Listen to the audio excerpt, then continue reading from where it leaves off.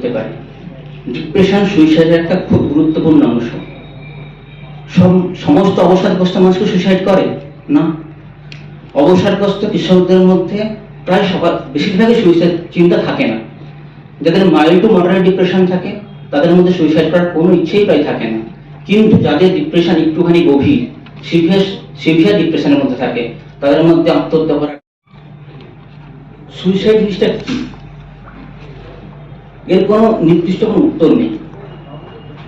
মানুষের কেন মরার স্বাদ হয়, কেন মানুষটা মরতে চায়, তার কোনো নির্দিষ্ট উত্তর নেই।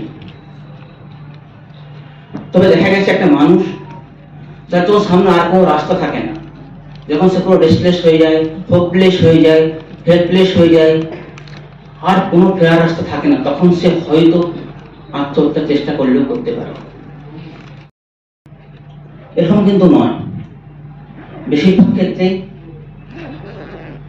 যে আত্মহত্যা করতে চায় সে এক বা একাধিক কিউজ দেয়, একাধিকবার বলে, তার আত্মহত্যার কথা লোককে বলে, নিকট আত্মীয়দের বলে, মানুষজনকে বলে, বন্ধু বান্ধবকে বলতে পারে।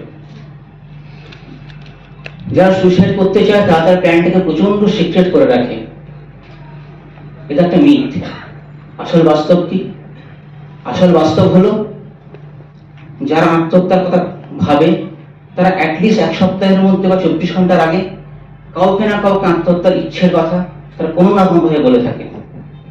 আজকাল অনেক সোশ্যাল মিডিয়ায় যারা ফেসবুক করেন, বিভিন্ন সোশ্যাল মিডিয়াতে আত্মহত্যার কথা বলে বেড়ায়।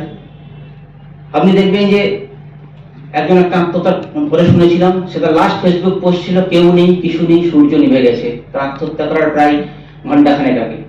সেখান থেকে আমরা বুঝতে পারতেও পারি যে তার মনের মধ্যে কি চলছে।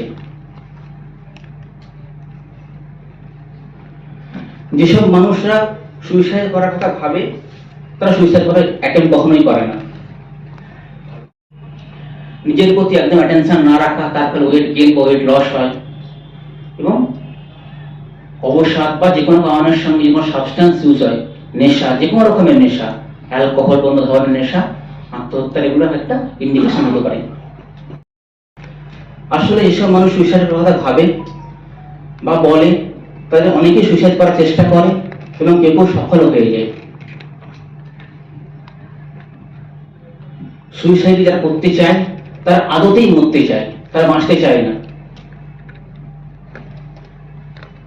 এটা সত্যি নয়। আসলে তারা জীবন আর মরণের সীমানায় দাঁড়িয়ে থাকে। তারা প্রচন্ড কিংকর্তব্যে মরে থাকে। তাদের সামনে কি করবে না করবে কেউ ঠিক করতে পারে না। আমরা যদি তাদের হেল্প করতে পারি, তাদের বাঁচাতে পারি।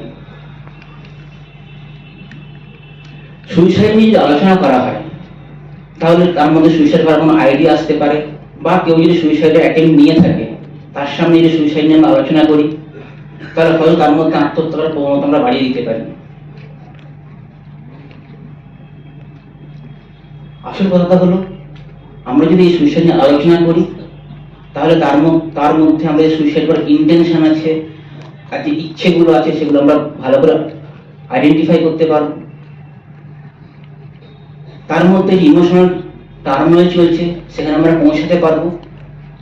তার সঙ্গে কথা বললে তার থেকে সাহায্যের হাত বাড়িয়ে দিতে পারবো এবং হয়তো তাকে জীবনের রাস্তায় ফিরিয়ে আনতে পারবো। Only experts can prevent suicide. না, আমরা যে কেউ, আমরা প্রত্যেকে মানুষের পাশে দাঁড়িয়ে তার সঙ্গে কথা বললে আমরা মানুষটাকে জীবনের রাস্তায় ফিরিয়ে আনতে পারি। ও এক্সপার্ট হওয়ার কোনো দরকার নেই। সাধারণ মানুষ কাছেই যে আছে সে যদি সাহায্যের হাত বাড়িয়ে দেয় তাহলেই মানুষটা আবার নতুন জীবনের রাস্তায় ফিরে আসতে পারে।